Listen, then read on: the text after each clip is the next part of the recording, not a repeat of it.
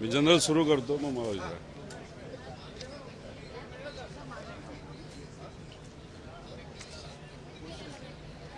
सुरू करू का? एक सत्तेत असणारे आमदार अजितदादांच्या पक्षाचे राजू कारेमोरे यांनी एक पत्र लिहिलेलं आहे स्वतःच्या ऑफिशियल लेटर हेडवर. ते पत्र हे तहसीलदारच्या नावाली आहे.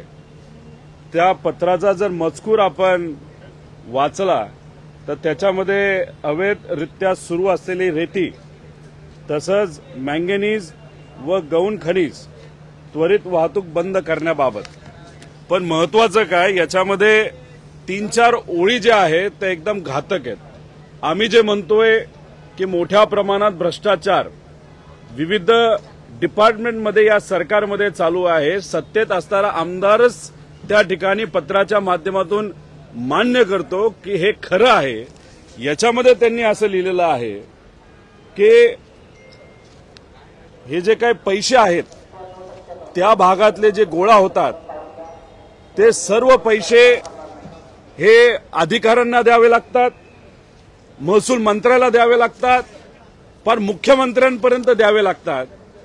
म्हणजे जर कारेमोरे जे सत्तेत आहेत आमदार ते जर बोलतायत ते खरं असेल तर त्याचा अर्थ पार गावापासून ते मंत्रालयापर्यंत या पैशाची लिंक आहे आणि सर्वांची नावं याच्यामध्ये आहेत. आम्ही सर्वजण मिळून हा विषय तर अधिवेशनात घेणारच आहोत, पण पत्रकारांना सुद्धा याची एक कॉपी त्या ठिकाणी आज आम्ही देऊ. पण ही आजची परिस्थिती आहे महाराष्ट्राची. त्यामुळे कारेमोरेंचा मी खरं तर अभिनंदन करतो की त्यांनी हे धाडस दाखवलं. या बाबतीत अजितदादा पक्षाचे त्यांचे जे प्रमुख आहेत ते काय करतात, तसंच मुख्यमंत्री या बाबतीत काय करतात, महसूल मंत्री काय करतात हे आपल्याला बघावं लागेल.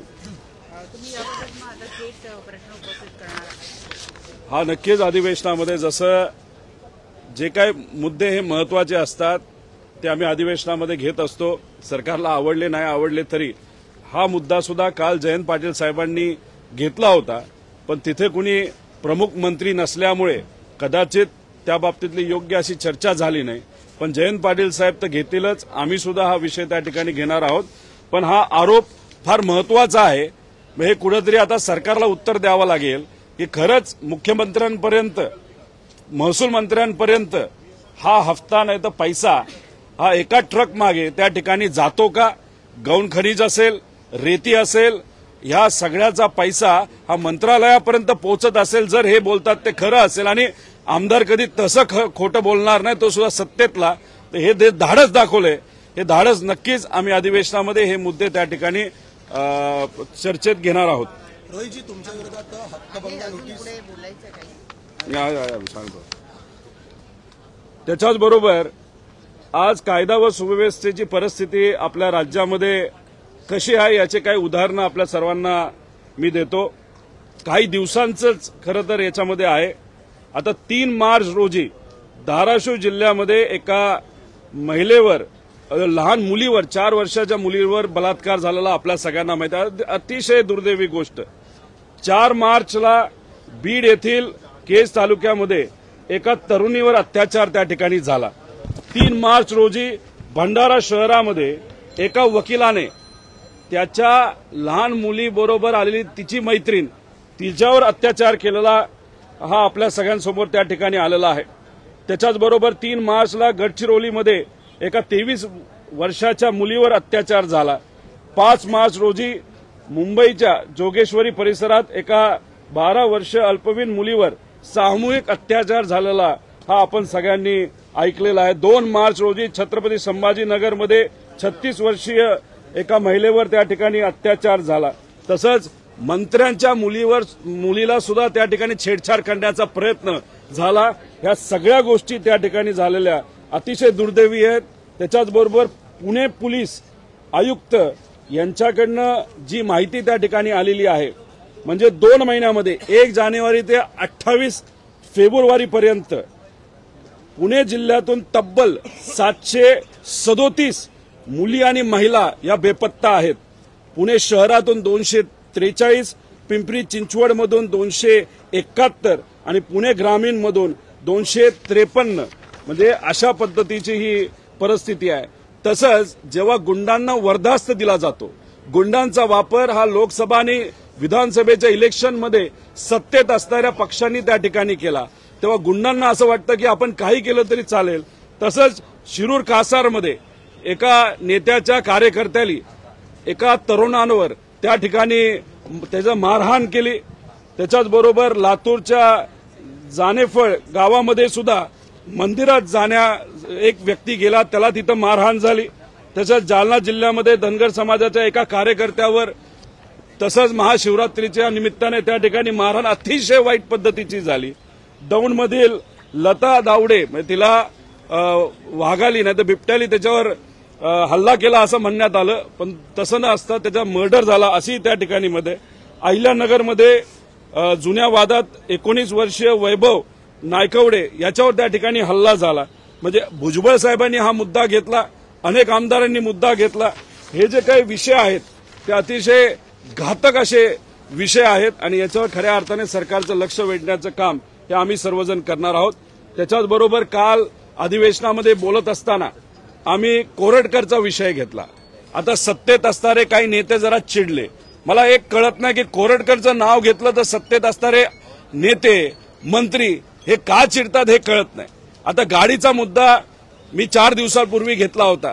खरं तर मी मीडियाचे आभार व्यक्त करतो की तुमच्या माध्यमातून हा जो विषय घेतला होता की जो महेश मोतेवारे 2015ला त्याच्या ज्या महागड्या गाड्या आणि संपत्ती, कारण 4,000 कोटीचा त्या ठिकाणी त्यांनी स्कॅम केला, शेतकऱ्याला सामान्य लोकांना डुबवलं आणि त्यातून महागड्या गाड्या ज्या घेतल्या 2015ला त्या गाड्या या सीबीआय आणि जे ईडी या लोकांनी ताब्यात घेतल्या होत्या आणि नंतर त्या गाड्या आज कोणाकडे दिसतात तर त्या ठिकाणी कोरटकरकडे दिसतात. आणि याच्यानंतर आता असं दिसतंय की कदाचित सीबीआय आणि सीआयडी त्या गाड्या परत घेण्याचा प्रयत्न तिथं करत आहेत. त्यामुळे तुमच्या माध्यमातून एक फायदा नक्कीच झाला, पण अजूनपर्यंत या व्यक्तीवर तिथं सरकारकडनं कुठली कारवाई केली गेली नाही. त्यामुळे राहुल कुलकर्णी असतील नाहीतर आपला हा कोरटकर असेल याच्यावर कारवाई व्हावी, यासाठी आम्ही राहुल सोलापूरकर आणि आपला कोरटकर याच्यावर कारवाई झाली पाहिजे अशी विनंती सरकारला आज सुद्धा आपल्या माध्यमातून आम्ही करतो. रायगडच्या पालकमंत्रीपदाचा वाद जो आहे तो टोकाला गेलेला आहे. खरं तर शिवसेनेचे जे महेंद्र चोरवे आमदार आहेत त्यांनी खरं तर सुनील तटकरे यांना आलमगीर औरंगजेबाची उपमा दिलेली आहे. जर मला भारत गोगावले यांनी आदेश दिले तर पुढची लोकसभा निवडणूक रायगडची मी निवडणूक लढेल असं त्यांनी थेट इशाराच दिलेला आहे. सुरुवात झालेली आहे, अजून वर्ष सुद्धा नाही झालं, 4 महिने सुद्धा झाले नाहीत इलेक्शन लढून एकत्र, आणि आता त्यांची तशी परिस्थिती असेल तर मग बघा काही वर्षांनंतर अधिवेशनामध्ये असू नाही तर अधिवेशनाच्या बाहेर नाही तर मंत्रालयामध्ये एकामेकाचे कपडे सुद्धा फाडायला हे राहणार नाहीत. याच्यातून काय दिसतं तर एक तर त्यांच्यामध्ये कुठेही चर्चा होत नाही, संवाद नाही, आपापलं सगळे बघत चाललेत. पालकमंत्रीपद कशासाठी पाहिजे की निधी मोठा असतो, त्या निधीचा वापर कशासाठी करायचा आहे तर कदाचित मलिदा खाण्यासाठी करायचा आहे. त्यामुळे सगळ्यांनाच बाहेर नाशिकचाही विषय प्रलंबित आहे. 2027ला महाकुंभ त्या ठिकाणी होणार आहे, 7-8 हजार कोटी रुपये खर्च तिथं होणार आहे. त्यामुळे तिथं सुद्धा सत्तेत असणाऱ्या 2 पक्षातल्या नेत्यांना तिथं पालकमंत्रीपद पाहिजे.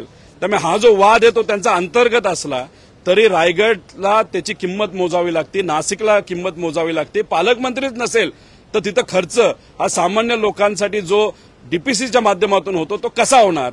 पण ठीक आहे, यांना फक्त सत्ता, पैसा, पॉवर याच्याशिवाय दुसरं काही दिसत नाही. आणि गेल्या 4 महिन्यामध्ये कुरगुड्या आणि एकामेकाची जिरवण्यामध्ये नेते सुद्धा मग्न आहेत आणि आमदार सुद्धा मग्न आहेत. नुकसान होते ते फक्त सामान्य लोकांचं आणि आपल्या महाराष्ट्राचं असं आपल्याला म्हणावं लागेल.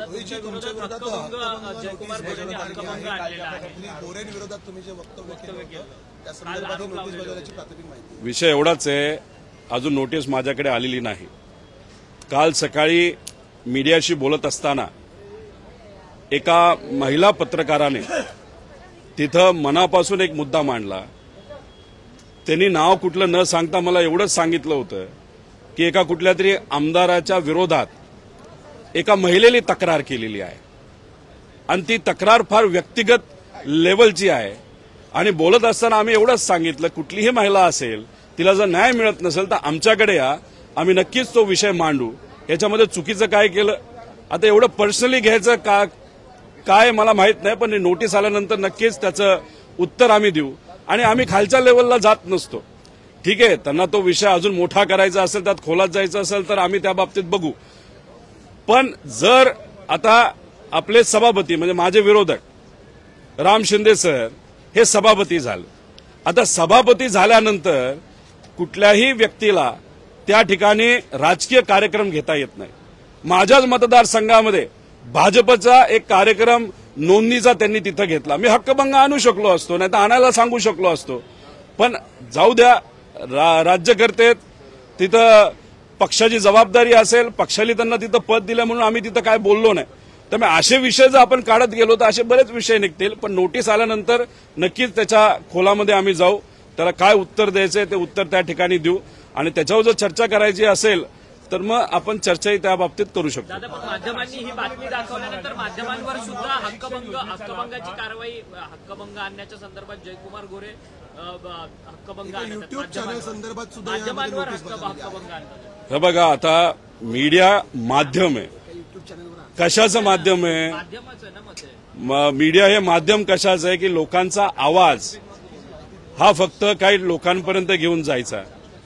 आणि जर समजा एखादी व्यक्ती न्याय मागत असेल आणि मीडियाने ते चॅनलच्या माध्यमातून दाखवलं असेल तर ते एक माध्यमच झालं. आता आमच्या विरोधात सुद्धा अशा बऱ्याच काही बातम्या असतात, त्या खऱ्या नसतात. पण आम्ही उद्या जाऊन कोणावर हक्कभंग आणतो असं नाही. छोटा चॅनल असू नाही तर मोठा चॅनल असू, जे काय मीडियाला तो हक्क आहे. त्यामुळे तिथं मला असं वाटतं गोरेंनी थोडेसे समजूतदारपणा तिथं दाखवला पाहिजे. खूप असं पर्सनली घेतलं नाही पाहिजे. पण नोटीस काय आहे हे बघितल्याशिवाय आपल्याला बोलता येणार नाही.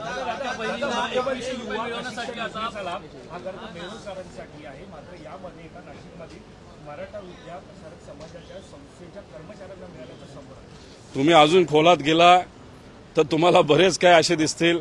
बरेच कार्यकर्त्यांना सुद्धा लाभ मिळालेला आहे. त्यामुळे लाडक्या बहिणींचं जसं ऑडिट तुम्ही केलेलं आहे त्या बाबतीत सुद्धा ऑडिट करावं. कार्यकर्त्याला किती तुम्ही पैसे देणार आहात.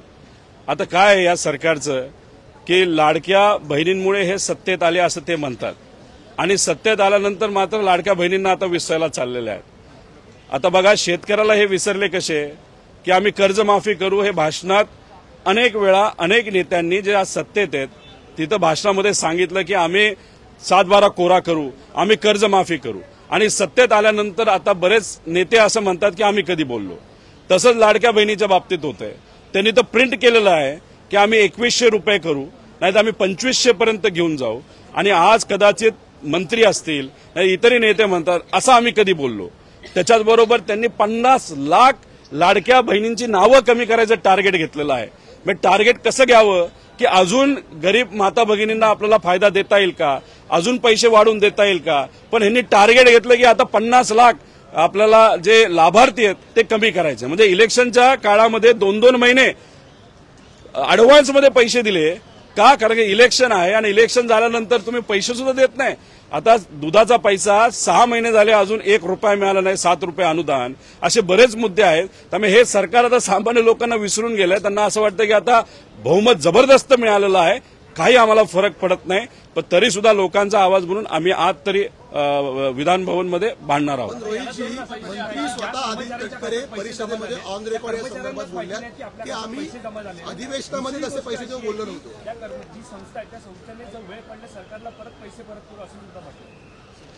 माझं एकच मत आहे की आपला जो लाडक्या बहिणीचा प्रश्न आहे की मंत्र्यांनी स्वतः वरच्या हाऊसमध्ये मान्य केलेलं आहे की आम्ही काय पैसे वाढून देणार नाही, नाही तर आम्ही असं बोललोच नव्हतो.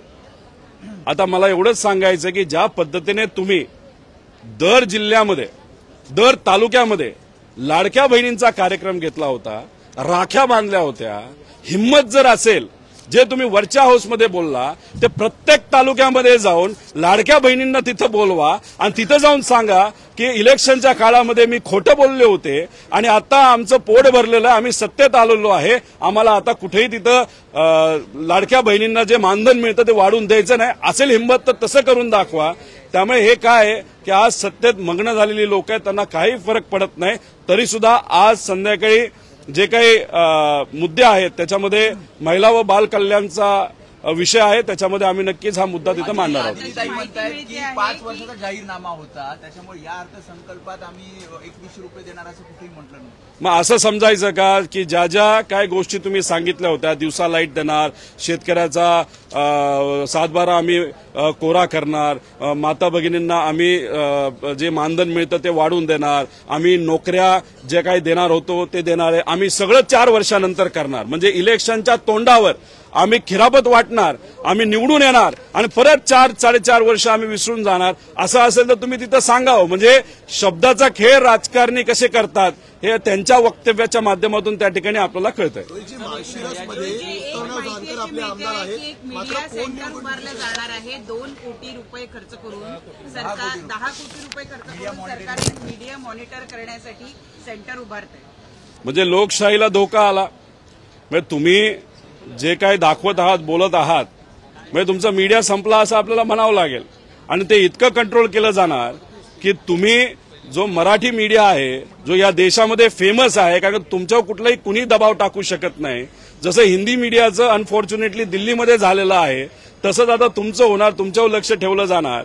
आणि त्यात हेही सांगितलं जाणार की खरी बातमी असली पण सरकारच्या विरोधात असेल तर ती बातमी अजिबात तुम्ही त्या ठिकाणी लावायची नाही, लावली तर मग तुमची नोकरी जाणार.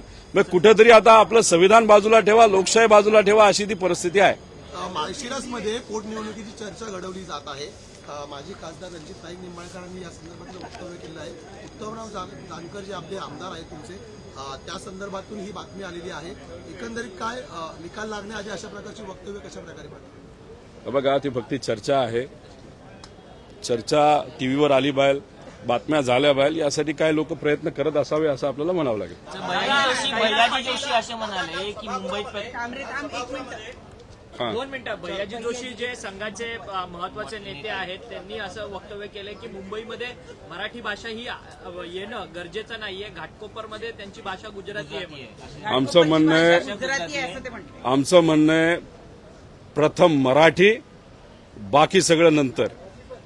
खरं तर भैयाजी जोशी जे बोललेत की मुंबईमध्ये गुजराती भाषेला महत्व दिलं गेलं पाहिजे, आम्ही तर याचं उत्तर द्यायला काय हे नाही, पण आम्ही याचा विरोध त्या ठिकाणी करतो. पण याचं उत्तर जर कोणाकडनं मागायचं असेल ते आपल्या राज्याच्या मुख्यमंत्र्यांकडनं आपण मागितलं पाहिजे.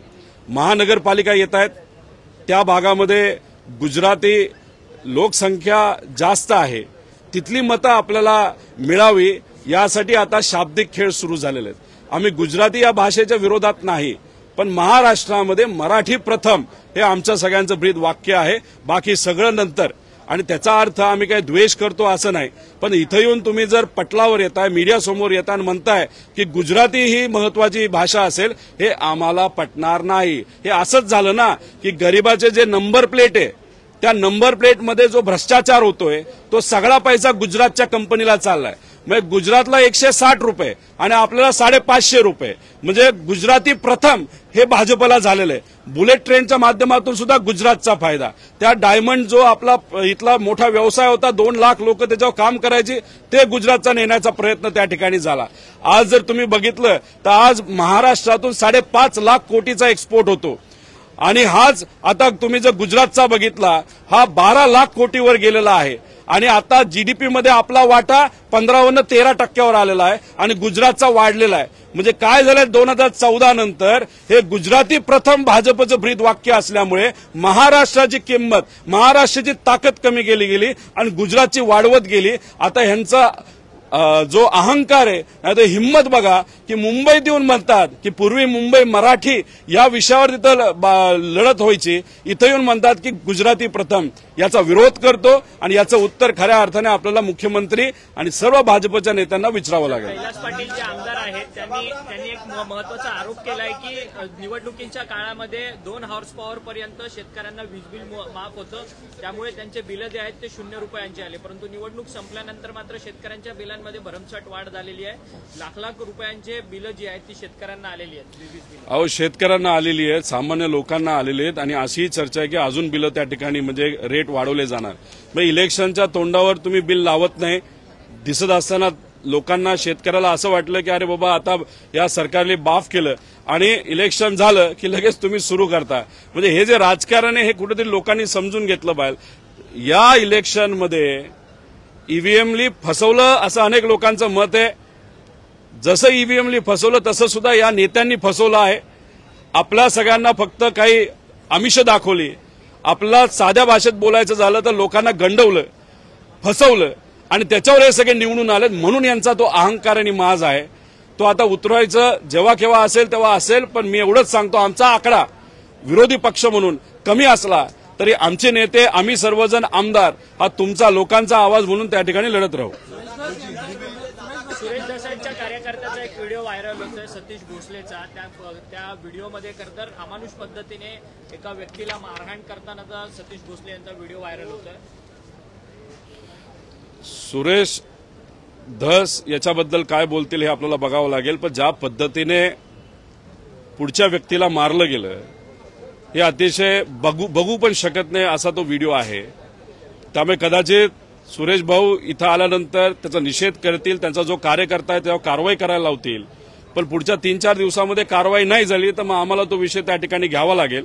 त्यामुळे लोकप्रतिनिधी असताना एक संदेश द्यावा लागतो की आपण चांगल्या पद्धतीचं लोकप्रतिनिधित्व करतो.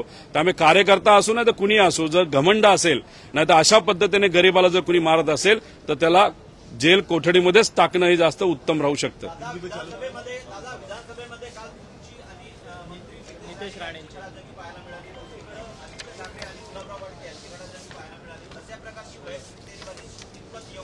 हे बघा, संध्याकाळच्या वेळेस काल मी कोरडकरांचा मुद्दा घेत होतो. इतरही मुद्दे घेतले जे महाराष्ट्राच्या हिताचे आहेत. शेतकरी, बिझनेस, व्यवसाय, इन्व्हेस्टमेंट, नोकऱ्या, त्याच्याचबरोबर अजून काही महत्वाचे मुद्दे घेतले आणि मी या सरकारला टार्गेट करत होतो. व्यक्तिगत लेवलला नाही पण लोकांच्या वतीने संविधानिक पद्धतीने तिथं आमचं भाषण चालू होतं. कोरडकरचा मुद्दा आल्यानंतर मला माहित नाही काय झालं, नितेश भाऊंना अचानक उठले. मंत्री आहेत. खरं तर जेव्हा राज्यपालांच्या अभिभाषणावर चर्चा होत असते तर उत्तर मंत्री कधी देत नसतो, त्या ठिकाणी मुख्यमंत्र्यांना द्यावं लागतं. पण ते अचानक उठले, अतिशय खालच्या लेवलला गेले. आता आम्ही खालच्या लेवलला जात नसतो, कारण का आपण जर खालच्या लेवलला गेलो तर मुद्दा बाजूला राहतो, जो मुद्दा आपण घेतलेला आहे आणि आम्हाला तो ठेवायचा नव्हता. माझं एकच त्यांच्याशी म्हणणं आहे, नाही तर मी थोडासा अभ्यास केला. असं आहे की देवेंद्र फडणवीस साहेब त्यांच्याकडे एक वेगळं सेल आहे. 4 लोक त्यांनी बसवलेली आहेत. अधिवेशनामध्ये देवेंद्र फडणवीस साहेबांच्या विरोधात जर विरोधी पक्षातला कुणी बोललं तर तिथं मंत्री कोण कोण होतं, आमदार भाजपचे कोण कोण होतं हे बघितलं जातं. आणि मग त्या आमदारांनी आणि मंत्र्यांनी त्याचा विरोध केला का, देवेंद्र फडणवीस साहेबांना कोणीतरी बोलत असेल तर त्याचा विरोध कुणी केला हे लिखापडी त्या ठिकाणी होत असते. ती लिखापडी दर संध्याकाळी नाहीतर रात्री हे देवेंद्र फडणवीस साहेब बघत असतात.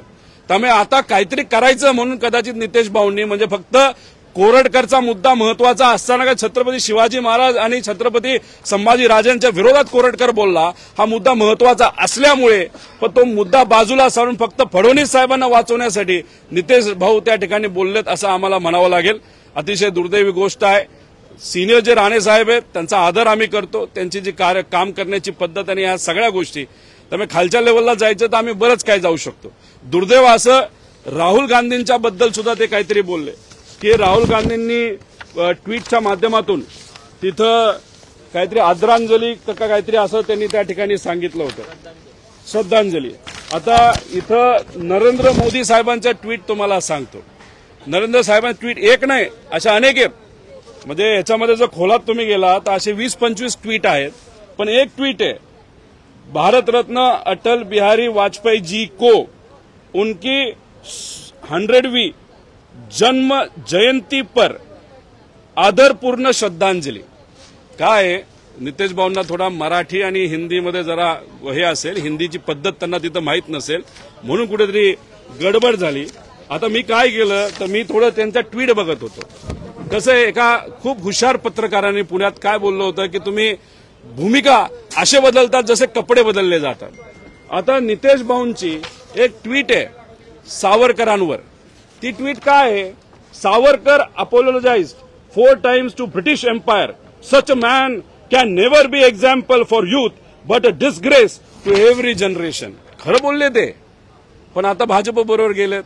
त्यांना तिथं मंत्रीपद पाहिजे होतं, त्यांच्या बऱ्याच व्यक्तिगत अडचणी होत्या ईडी पासून सगळ्या, म्हणून कदाचित त्यांना भूमिका बदलायला लागली. आता अशा भूमिका आम्ही बदलत नसतो, भूमिका त्यांना बदलायला लागली. त्यामुळे भूमिका जे सातत्याने बदलतात त्यांच्याबद्दल आम्ही काय बोलणार.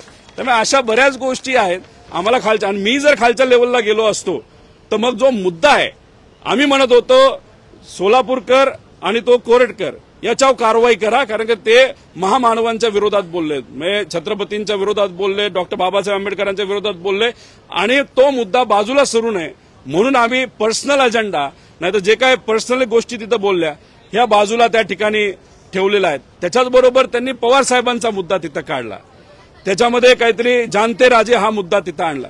आता तेवढी समज लागेल ना, तेवढी उंची लागेल. म्हणजे मी उंची कुठली म्हणतोय, वैचारिक उंची म्हणतोय.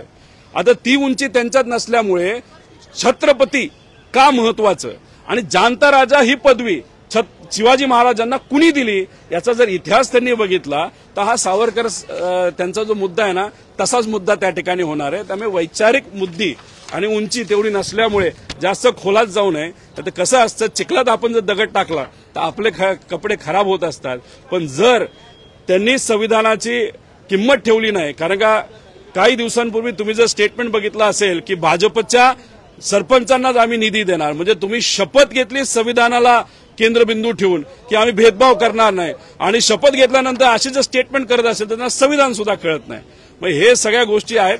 ठीक आहे, मित्र आहेत आमचे, थोडेसे जरा प्रेरित झाले होते आणि अचानक त्यांच्या बंधूंनी सुद्धा त्यांना पाठराखण केली. पण कशाची पाठराखण करतात हेच त्यांना कळत नसेल तर त्याला आपण काय करणार.